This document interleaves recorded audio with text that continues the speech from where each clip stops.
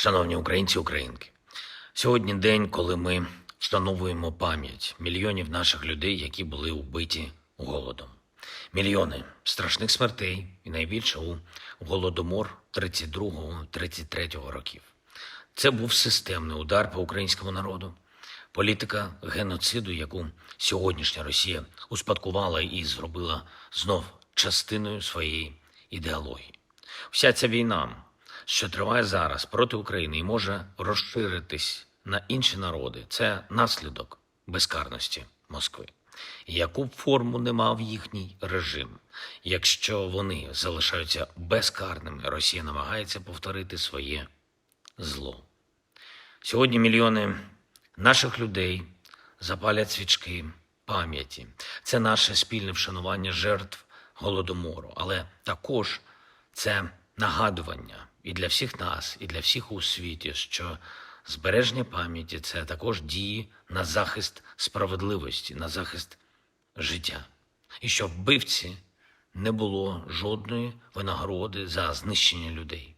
Біль попередніх поколінь українського народу і те, через що українці змушені проходити зараз, все це дуже переплетено і багато нам говорить.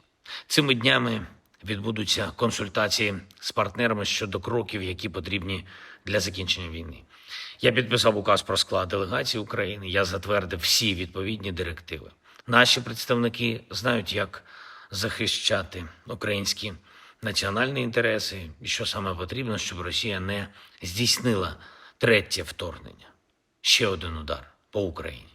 Так само, як в минулому, повторювала злочини проти нашого народу і проти інших народів також. Зараз йдеться про значно більше, ніж про ті чи інші пункти того чи іншого документу. Треба зробити так, щоб не панував ніде в Європі і світі принцип, що злочини проти людей і людяності проти держав і народів можуть мати якусь винагороду і прощення. Реальний мир завжди базується на гарантованій безпеці та на справедливості. І це відчуття не тільки моє. Я знаю, що це відчуття мільйонів наших людей та більшості людей у світі. Сьогодні я продовжив координацію з партнерами. Ми говорили з лідерами країн Північної Європи та держав Балтії. 8 лідерів. Увесь цей сильний регіон. І дуже ціную підтримку, і це дійсно захисники життя. Говорив також сьогодні з прем'єр-міністром Нідерландів. Я дякую за готовність допомагати та за принциповість. Будуть пакети підтримки для України. Ми постійно консультуємось на різних рівнях, також з іншими європейськими друзями і не тільки європейцями. Це і країни групи 7. Також наші друзі в групі 20 і інші країни світу. Багато хто готовий нас підтримувати. Готовий підтримувати Україну. Дякую за це. Будуть ще перемовини, і ще сьогодні кілька внутрішніх нас справ. Детально говорили з урядовцями про подальші наші кроки у внутрішній політиці. Важливо, що хороший темп у програми зимової підтримки, вже майже 10 мільйонів заявок. Наступного тижня почнуться виплати, кошти можна буде використовувати до червня, але будь ласка, заявку треба оформити в Дії чи на Укрпошті до кінця грудня цього року, до Різдва. Весь обсяг фінансів ми забезпечимо. Говорив з прем'єр-міністеркою України також про аудити, які вже розпочались в енергетичних компаніях, та про додатковий аудит всієї оборонної сфери, оборонних підприємств. Такий військовий аудит треба зробити максимально оперативно. Максимально. Відповідні контракти, фінанси, операції тощо.